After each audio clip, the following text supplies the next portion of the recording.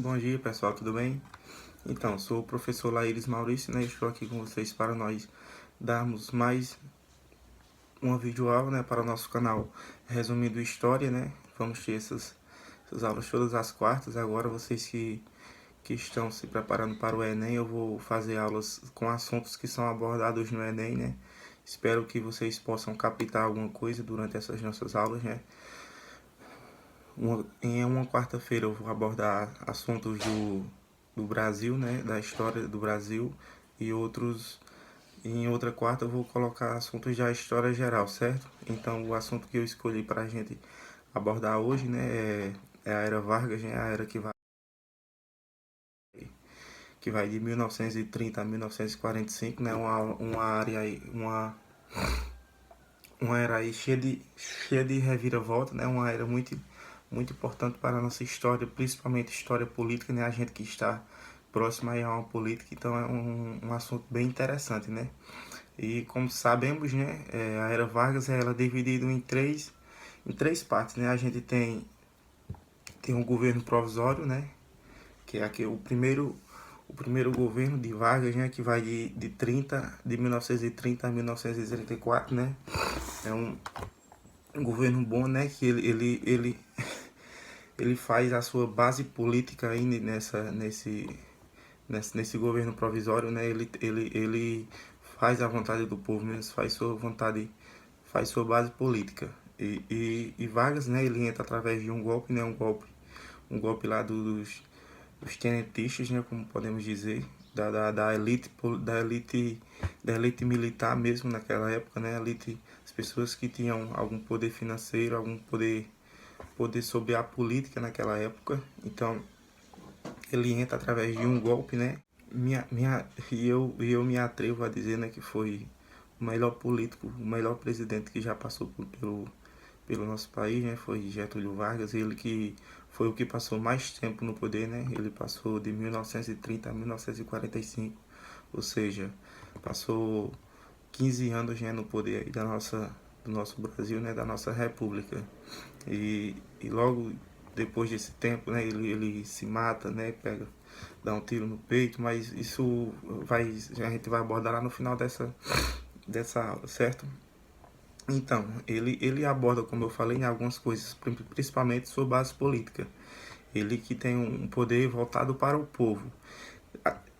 Em aspas, porque ele faz a vontade do povo, mas sem deixar de olhar para os pés. Ou seja, ele faz com que o povo, ele tenta não, ele ganha a confiança do povo. Só que ele faz com que o povo acredite nas propostas dele, ou seja, e as propostas dele não é propostas que vai favorecer somente o povo. Ele faz uma proposta que o povo se beneficie, mas que ele se beneficie mais ainda do que o povo, certo? Então ele faz um governo bom, um governo sensacional aí, mas não deixa de olhar para o povo, né? Ele que no seu governo, né, que a gente tem o voto universal e secreto, né? A gente só vai ter esse voto universal e secreto a partir do governo Vargas, né? Que as mulheres até então não votavam, né? Então somente isso a gente vai conseguir isso na Constituição de 1934 com seu governo já. Então as mulheres aí, né, só conseguiram ter esse voto universal e secreto através do seu governo, né, da Era Vargas, no governo provisório, na Constituição de 1934, certo? E ele também, né, coloca a CLT, né, as constituições de leis trabalhistas, né, que a gente também não tinha. Ou seja, a partir do governo Vargas foi que a gente veio ter uma férias, a gente veio ter a jornada de trabalho semanal, de 8 horas semanais, a gente veio ter um trabalho com carteira assinada, a gente veio ter um salário fixo mesmo, né? O seguro-desemprego, ou seja, muitos desses benefícios foram através do governo Vargas, isso tudo no seu primeiro mandato, certo? No governo provisório. Depois do governo provisório, né, a gente vai para o governo constitucional, né, que é aí de 1935 a 1937, ou seja, dura apenas 3 anos, né? 35, 36 e 37. a gente tem aí, né, essa é uma divisão de poder, né? A gente tem a ANL, né, que é esse partido mesmo puxado mais para a vontade do povo, né? E a gente tem a AIB, né? A AIB que é já para aquele um lado mais autoritário, né? Puxando lá pro lado meu nazifascista, né? Pro lado meu que rigoroso da questão, né?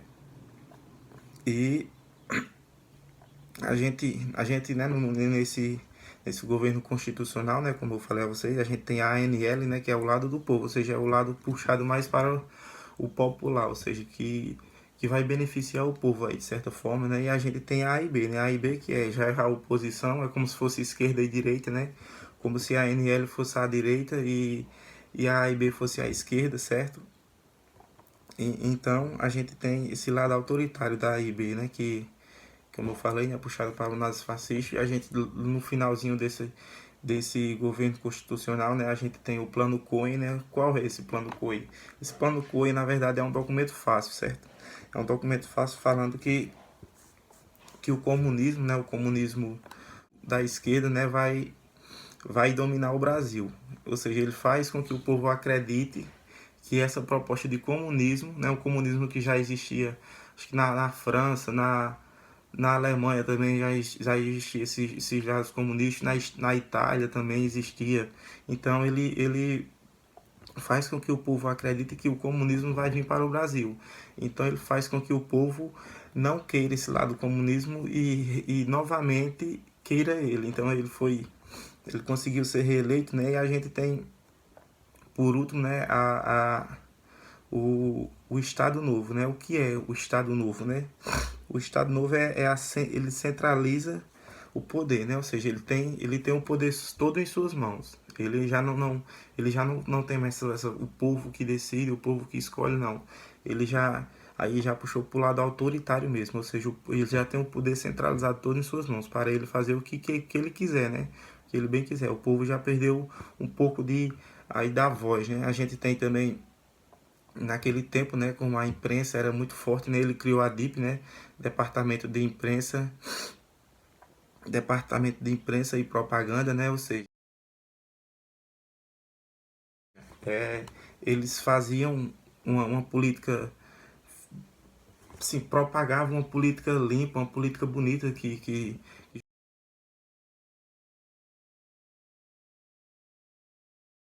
Getúlio estava fazendo ali, só que por trás essa política bonita, dessa política limpa, né, tem um lado sujo, né, dele. E e ele permanece aí, né, no poder, só com um poder muito autoritário, né? E também a gente tem, né, a política de boa vizinhança. Essa política de boa vizinhança, né, é aquela política que o Brasil vai criando alianças com os Estados Unidos, né, principalmente, e com os países da América Latina. Ou seja, o Brasil vai criar essas alianças para ter uma troca de mercadoria, né, uma influência de pegar empréstimos, né, os Estados Unidos ofereceu muitos empréstimos no Brasil, então ele foi pegando esses empréstimos e foi acumulando dívida, certo? Então, já no finalzinho do seu governo, né, em 1944, né, o Brasil entra na guerra. Por que o Brasil entra na guerra? O Brasil já ia entrar na guerra, né? Mas e o Brasil entra apoiando os Estados Unidos. Mas por quê? No final da Segunda Guerra, né, em 1944, a Alemanha já estava muito fragilizada. A Alemanha já estava quase que entregue, já estava perdendo a guerra. E o Brasil tinha um vínculo com a Alemanha. O Brasil tinha um vínculo nazifascismo, né, nesse movimento. Nesse movimento todo. Só que como a Alemanha estava próximo a perder a guerra, o Brasil não queria entrar apoiando a Alemanha porque o Brasil também iria ser derrotado e iria ter suas consequências, né? Os Estados Unidos iria abandonar de alguma forma o Brasil, né? E então o Brasil entra apoiando os Estados Unidos porque os Estados Unidos, né, entra na guerra e já quase que ganham. Os Estados Unidos não iam entrar na guerra, né? Ia entrar na guerra, né? Mas através da bomba, né? Que o Japão ataca o porto lá de Pearl Harbor, da base naval americana. Então os Estados Unidos é obrigatório a entrar na guerra, né? E em 45 o, os Estados Unidos, né, tem aquele movimento de Guerra Fria, né, e tudo, porque os Estados Unidos apoiam o liberalismo, né, apoiam o liberalismo o liberalismo político, mas o Brasil já não era esse liberalismo político, né? O Brasil já tem um poder autoritário. Então, como é que os Estados Unidos vai fazer aliança, vai propagar um poder liberalista fazendo aliança com um governo autoritário, né? Então isso era meio que controverso, né, as coisas. Então o Getúlio Vargas se sente muito pressionado, né? Ele se sente muito pressionado pelos seus seguidores mesmo que deram ali, davam a vida por ele, né? Admirava demais ele, então ele não aguenta essa pressão, né? E ele se mata, né? Pega, dá um tiro no peito e deixa até uma carta de testamento, né? Atestando por qual motivo ele se assassinou-se, né? Então é uma carta bem interessante também. Se você procurar aí na internet, você vai achar. Se você ler, você vai ver o motivo de sua morte, né? De Getúlio Vargas, né?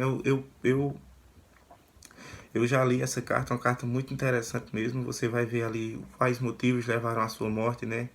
Principalmente pela a pressão popular, né? O povo começaram a pressionar ele e ele não aguentou. E ele não ia entregar, não ia lavar as mãos com o Brasil, ele não ia entregar o poder de todo jeito. Então, para ele achou a melhor opção foi se assassinar, né? Tirar a sua própria vida. Então, pessoal, isso foi mais um vídeo do nosso canal aí resumindo história, certo? E na próxima quarta eu vou colocar mais uma aula. Todas as quartas vai ter aula. Na próxima quarta eu já vou colocar falando da história e de história geral, né? Não vai ser uma quarta eu vou falar de história geral, outra quarta de história do Brasil, certo? Para que vocês, quando chegar lá no Enem, estejam preparados para a disciplina de história, certo? Então é isso, pessoal. Mais um abraço aí, certo? Fique com Deus, beba água, porque é melhor uma pedra no caminho do que duas nos rins, certo? Um abraço.